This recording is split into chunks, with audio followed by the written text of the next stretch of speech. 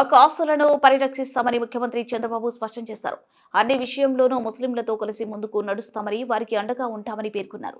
మత సామరస్యాన్ని కాపాడటమే కాకుండా అన్ని విధాలుగా ముస్లిం మైనార్టీలను అభివృద్ధి చేసే బాధ్యత తీసుకుంటామని హామీ ఇచ్చారు. ముస్లింల అభివృద్ధికి కృషి చేసింది ఒక్క తేదీపైనేనని స్పష్టం చేశారు. విజయవాడలో నిర్వహించిన ఇఫ్తార్ వేడుకల్లో ఆయన పాల్గొన్నారు. మత పెద్దలతో కలిసి ప్రార్థనలు చేశారు. ఈ సందర్భంగా చంద్రబాబు మాట్లాడుతూ 40 ఏళ్లుగా రంజాన్ పండుగలో భాగస్వామ్యమవుతున్న క్రమశిక్షణ, దాతృత్వం, ధార్మిక చింతన కలయికే రంజాన్ మాసం. ఉదయం నుంచి సాయంత్రం వరకు కఠినమైన దీక్ష చేస్తారు. ఇది గొప్ప ఆచారం. ఖురాన్ చదవడం, ప్రార్థనలు, ఇతరులకు సాయం చేయడం వంటి వాటితో ముందుకు వెళ్తున్నారు. వేరే వారికి సాయం చేయడం ఖురాన్ నేర్పించే మంచి గుణం. సమాజం కోసం కూడా దువా చేస్తున్నారు. అందరినీ మనస్ఫూర్తిగా అభినందిస్తున్నా అని తెలిపారు. ఈరోజు మిమ్మల్ని చూస్తే నేను 40 ఏళ్లుగా రంజాన్ జరుపుకుంటున్నాం. నేను కూడా భాగస్వామి అవుతున్నాను. అయితే మీ అందరిని చూసినప్పుడు ఒక క్రమశిక్షణ, ఒక దాతృత్వం, ధార్మిక చింతనల కలయికే ఈ యొక్క రంజాన్ మాసం అత్యంత పవిత్రమైన మాసం. మనమందరం కూడా పవిత్రమైన భావంతో ఈ రంజాన్ పండుగ జరుపుకుంటున్నాం. ఈరోజు మీరందరినీ చూస్తే ఉదయం నుంచి ఇప్పటి వరకు నీళ్లు కూడా తీసుకోకుండా ఇప్పటి వరకు దీక్షలో ఉన్నారు. ఒక కఠినమైనటువంటి దీక్షతో ఉన్న మిమ్మల్ందరినీ మనస్ఫూర్తిగా అభినందిస్తున్నాను. ఇది ఒక గొప్ప ఆచారం, పవిత్రమైన ఆచారం.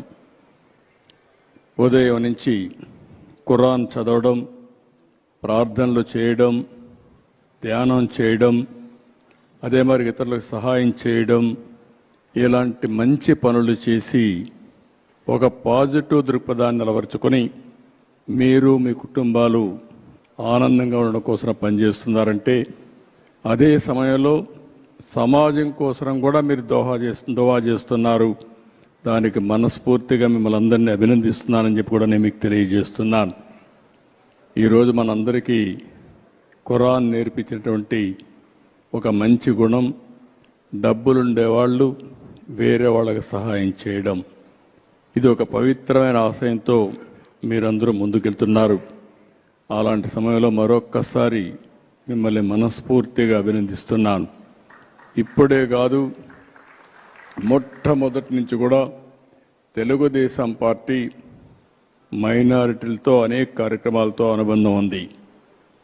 ఈరోజు ఈ రాష్ట్రంలో సమైక్య ఆంధ్రప్రదేశ్లో ఏమైనా జరిగిందంటే అది తెలుగుదేశం పార్టీ హయాంలో ముస్లింలకు న్యాయం జరిగింది తప్ప ఇంకోటి కాదు. పేదవాళ్ళు ఎక్కువ ఉన్నారనే ఉద్దేశంతోనే మొట్టమొదటిసారిగా ఎన్టీ రామారావు గారు మైనారిటీ ఫైనాన్స్ కార్పొరేషన్ పెట్టి మైనారిటీలకు సహాయం చేసిన పార్టీ తెలుగుదేశం పార్టీ. నేను ముఖ్యమంత్రిగా ఉన్నప్పుడు ఆ రోజు మీరు ఒక్కసారి చూస్తే ఉర్దూ అంత మునుపు ఆందోళన చేసేవారు. ఎన్నో ఆందోళన చేస్తే 13 జిల్లాల్లో సమైక్య ఆంధ్రప్రదేశ్లో ఉర్దూను 2వ భాష చేసిన పార్టీ తెలుగుదేశం పార్టీ అని చెప్పి కూడా నేను మీకు తెలియజేస్తున్నా. ఇదే కాకుండా హైదరాబాద్లో ఒకప్పుడు మక్కాకి వెళ్ళాలంటే బాంబేకి వెళ్ళేవాళ్ళు. అలాంటిది హైదరాబాద్లో బ్రహ్మాండమైన ఇక్కడే ఫరూక్ గారు ఉన్నారు. ఆ రోజు ఫరూక్ గారే మంత్రి, ఈరోజు ఫరూక్ గారే మంత్రి. ఆయన ఆధ్వర్యంలో ఆ రోజు బ్రహ్మాండమైన హాజ్ భవన్ కట్టాం. అదే మాదిరిగా ఏ ఆస్తులైతే వక్ఫ్ బోర్డు ఆస్తులు ఉన్నాయో అవన్నిటికీ ప్రత్యేకమైన కమిటీలు పెట్టి అవన్నీ కూడా పరిరక్షించిన పార్టీ తెలుగుదేశం పార్టీ అని చెప్పి కూడా నేను మీకు తెలియజేస్తున్నా. హైదరాబాద్లో ఉర్దూ యూనివర్సిటీ నేను ఉన్నప్పుడే తీసుకొచ్చాను. కర్నూలులో ఉర్దూ యూనివర్సిటీ నేనే తీసుకొచ్చాను. కడపలో మనం ఆజ్ హౌస్ కట్టాం. ఇక్కడ కూడా ఆజ్ హౌస్ ఫౌండేషన్ ఇస్తే వీళ్ళు వచ్చిన తర్వాత అది కూడా తీసేసే పరిస్థితికి వచ్చారు. రంజాన్ తోఫా ఇచ్చాం. అదే సమయంలో ఆడబిడ్డల కోసం ఆ రోజు 163 కోట్ల రూపాయలు ఖర్చు పెట్టి దుల్హాన్ ఇచ్చాం. ఇలాంటి 1-2 కార్యక్రమాలు కాదు,